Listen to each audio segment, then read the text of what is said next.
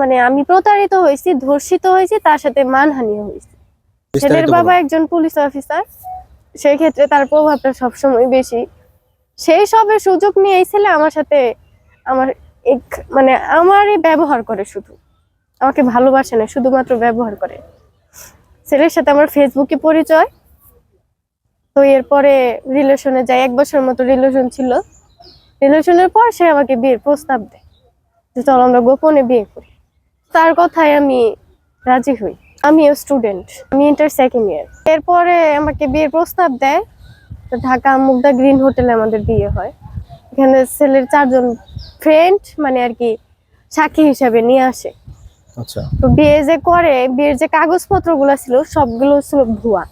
আমাকে বোঝানো হয়েছে এগুলা সঠিক, কিন্তু সে সবকিছুই ভুয়া করে, শুধুমাত্র আমাকে ব্যবহার করার জন্য। সে তার সাথে আমার 1 বছরের মতো রিলেশন ছিল। তার মধ্যে সে আমার আত্মীয়, আমার বড় বোনের ফুফাতো দেবর হয় সম্পর্কে।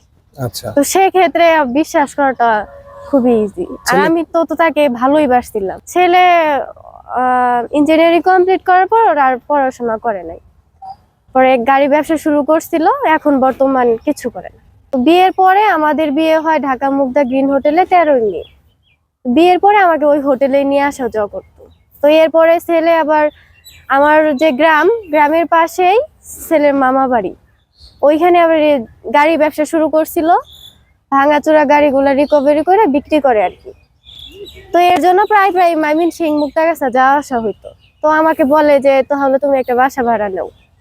তো আমি মুক্তাগাছা লক্ষ্মীখোলা তালুকদার ক্লিনিকের অপর সাইডে একটা বাসা নেই। অক্টোবরের দিকে বাসা নেই। বাসা নেওয়া 15 দিনের মধ্যে সে 2 বার আমার বাসায় আসে। লাস্ট নভেম্বরে 3 তারিখ আসে।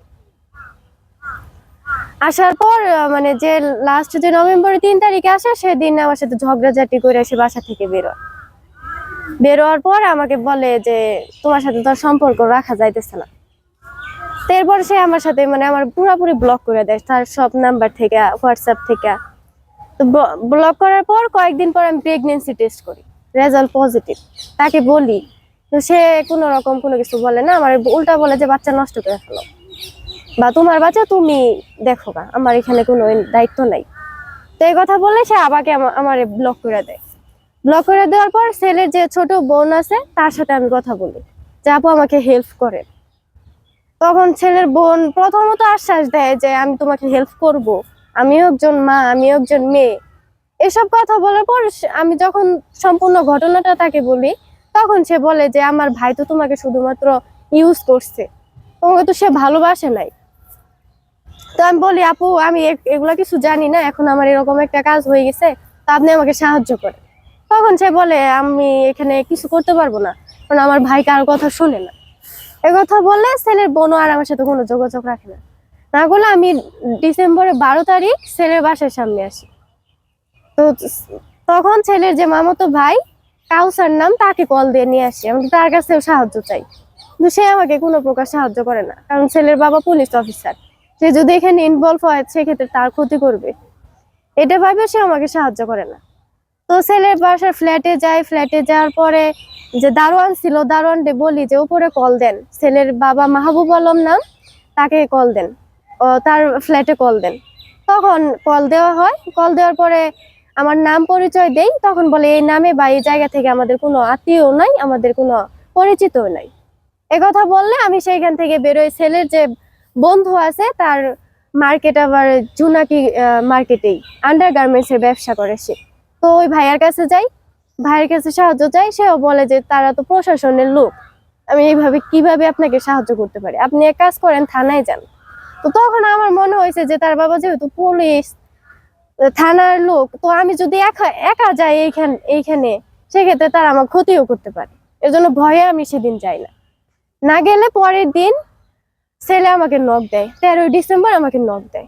তখন আমি আমার ফুপির বাসা থেকে বেরোয় মেট্রো রেলের গেটের ওইখানে, তখন ছেলে আমাকে নক দেয়, বল যে রমনা পার্কে যাওয়ার জন্য। তো পরে আমি তাই বল যে আমি কেন রমনা পার্কে যাবো, যে আগের মতো সবকিছু করে ফেলবো, তুমি আসো।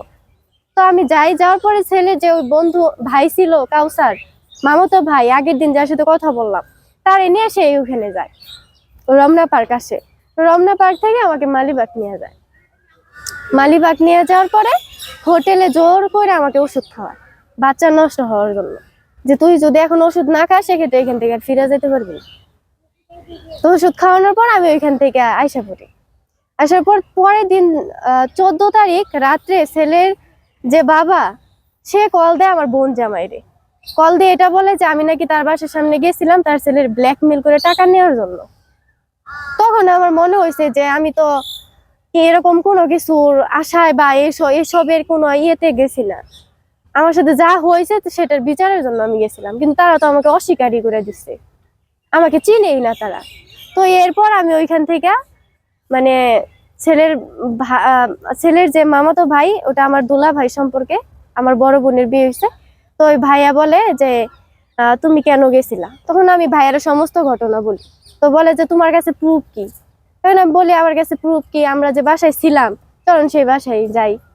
তখন ছেলের ফ্যামিলি থেকে বলে যে আমার ছেলে এরকম 10-12টা মেয়ের বাসায় যাইতেই পারে, এটা কোনো ফ্যাক্ট না। তাই কি হয়েছে?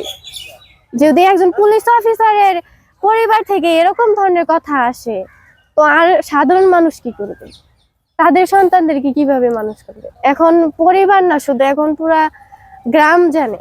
ওইখানে গ্রামের মধ্যে আমাকে হেয় করা হয়েছে। এর মধ্যে আমি থানায় গিয়েছিলাম, থানায় অভিযোগ জানাইছিলাম। ওই থানা থেকে এসআই আমার বাড়িতে যায়, আমারে বলে যে তুমি অভিযোগ তুললা নাও।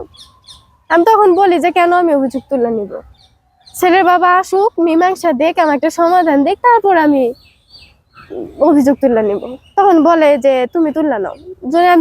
যখন আমি বলছি যে আমি তুলবো না, তখন ছেলের বাবা ওই এসআই বলে যে আমার ব্যাকগ্রাউন্ড খারাপ, আমি নাকি গ্রামে এর আগে টাকা নিছি, আমি নাকি আমার পেশাই নাকি এটা, এগুলা ধরনের অপবাদ দিচ্ছে।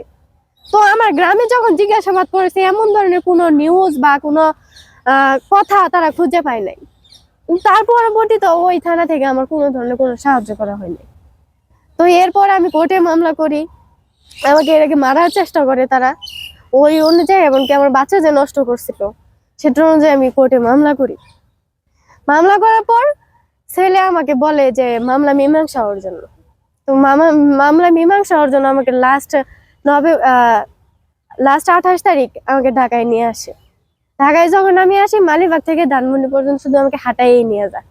যখন আমি ধানমন্ডিতে যাই তাকে বলি যে আমাকে কোথায় নিয়ে যাইতেছো, তখন সে আমার উপরে আঘাত করে, আমাকে মারধর করে রাস্তাতেই। তখন ছেলের আমাকে যে মারধর করতেছে, তখন ওইখানে যে লোকজন ছিল, একজন মহিলা আসার পরে আমাদের বলছে রাস্তার মধ্যে কেন শৃঙ্খলিত করতেছো। তখন দুই ফ্যামিলিতে কথা বলে, ছেলের বাবার ফ্যামিলিতেও কথা বলে, আমার বাবার সাথেও কথা বলে। বলার পর ছেলের বোন আর ছেলের চাচা আসে, এসে আমাদেরকে ছেলের বাসায় নিয়ে যায়। নিয়ে যাওয়ার সময় ছেলে ফ্ল্যাটে ঢুকে যায়, কিন্তু আমাকে ঢুকতে দেয় না, আমাকে আটকায় ফেলে। তো আমি তখন এর আগে যে আমাকে মারধর করছিল, তখন আমি ছেলের যে বোন আছিল, এর আগেও তো আমি তাকে বলছিলাম, সে সবকিছু জানে, তারপরেও সে আমাকে কোনো হেল্প করে না। আমি যখন ফ্ল্যাটে ঢুকতে নিই, তারা আমার আটকায় ফেলে, এমনকি আমাকে মারধর করে। পরে আমি নয়াপল্টন থানায় যাই, জিটি করি। জিটি করার পর ওই থানা থেকে ডিউটি অফিসার মানে আর কি যে তদন্তের জন্য যায়, ওই ফ্ল্যাটে গেছিল। যাওয়ার পর ওইখানে যে দারোয়ান ছিল, এমনকি সিসিটিভি ফুটেজও তারা উদ্ধার করে। আমাকে যে তার গরুর মতো মারছিল সেগুলোও তারা ওইখানে দেখে। তারপরও তারা কোনো ধরনের কোনো প্রতিবাদ করেন নাই, এমনকি আমার ফোনটাও তারা উদ্ধার করে দেন নাই। এখন আমি তো অনেকবার চেষ্টা করছি স্বীকৃতি পাওয়ার জন্য, কিন্তু তারা আমাকে কোনো ধরনের কোনো সমাধানও দেয় নাই, বা আমার যে মানহানি হয়েছে তার কোনো একটা ইয়েও দেয় নাই। তো আমি এর জন্য আমি চাইতেছি বিচার হোক, আমার সাথে যেটা হয়েছে সেজন্য আর কারোর সাথে না হয়। হ্যাঁ, আমার মামলা বহাল। আমার রেসপন্সিবিলিটি যদি মানে সবাই নেয়, যদি আইন প্রশাসন, কোর্ট আদালত আমার দায়িত্ব নিয়ে তাদের হাতে দেয়, তো আমি যাব। আমি এটাই চাই যে পুলিশ অফিসার হয়েছে দেখাই যে সে সবসময় ছাড় পাবে, তা যাতে না হয়। আমার সাথে যা হয়েছে তা যাতে আর কারোর সাথে না হয়।